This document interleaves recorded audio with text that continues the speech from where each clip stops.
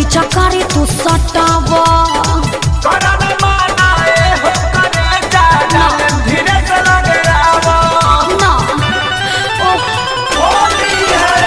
होली क्या माजा तू दूर से उठावा जन पीछा करे तू सटावा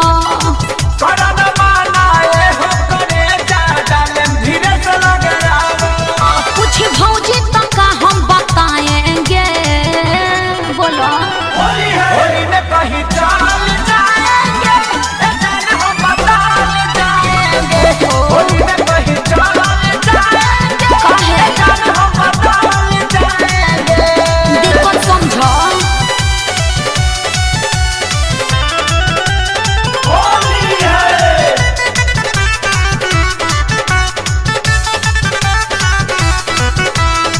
दिल नहीं तुरे माँ बछोला तू गाल हो लेके लगा लो गुलाल हो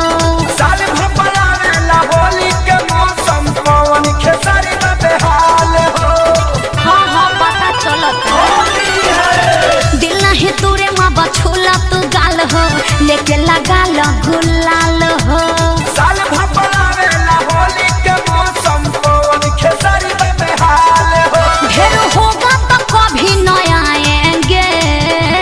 समझे होली में कहीं चाल जाएंगे हम बता जाएंगे होली में कहीं चाल जाएंगे हम बता जाएंगे देह गरम बा कैसे नहाए नहीं धूरा माटी में लेटाए कहो जाएगा रंग न लगाएंगे बोलिए होली में कहीं चाल जाएंगे हम बता जाएंगे होली में कहीं चाल जाएंगे हम बता जाएंगे